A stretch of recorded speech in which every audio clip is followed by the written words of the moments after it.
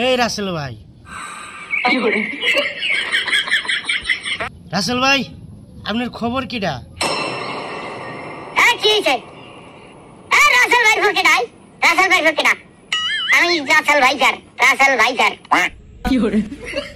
আচ্ছা, যাই হোক, আপনি তো বর্তমান সারা দেশে ভাইরাল। তো বর্তমান তো আপনি সারা দেশে ভাইরাল হওয়ার পরে বাংলাদেশে গেছেন।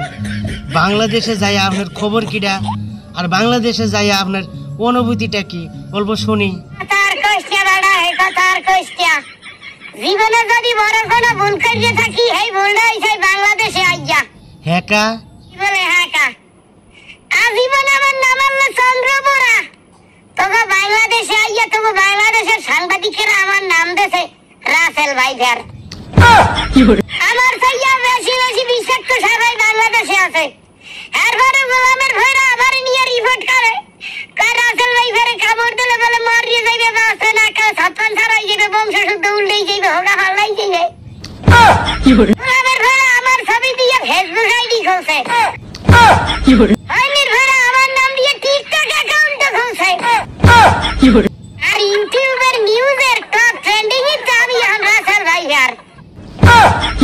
যাই হোক রাসেল ভাই, বর্তমান তো আপনার সব জায়গায় দেহ, বাথরুমের কোমরের মধ্যে দেহ, জঙ্গলের মধ্যে দেহ, নিউজ পেপারের দেহ, নিউজের দেহ, কারণটা কি?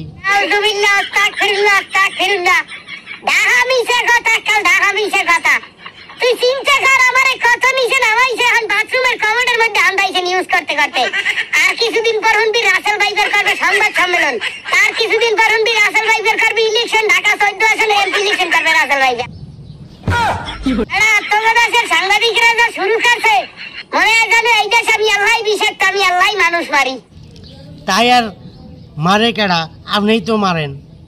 খারাপ হোক তোমার দেশের বড় লোকরা, তোমার দেশের কিছু কিছু বড় লোকরা যদি গরিবের রক্ত চুষে খায়, তোমার দেশের দুর্নীতিবাজ যদি গরিবের তিলে তিলে মারে, তোমার দেশের নারীদের ছলনায় আমার থেকে বেশি বিষ। যেই দেশের চাচায় ভাতিজিকে ধর্ষণ করে, যেই দেশে সন্তান পিতাকে হত্যা করে, যেই দেশে ক্লাস 3 মাইয়া ধর্ষণ হয়, এই দেশে আমারে যদি কোনো মাউগার ভাই বিষাক্ত খায়, তারে মুরগে বিচার মাথায় মুরার গু মাইকে তো তোমার এই সাইডে ভিডেন দেব।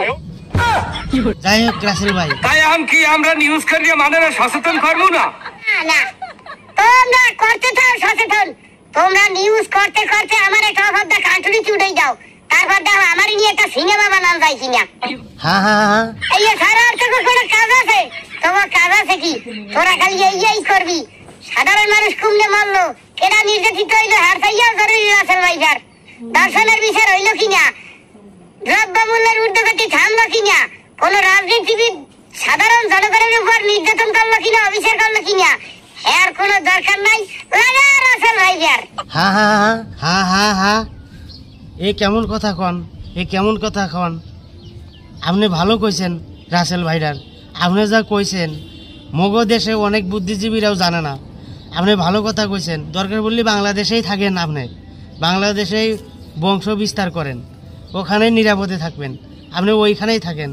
আপনি ভালো জানেন, মগো দেশের বুদ্ধিজীবীরাও জানে না।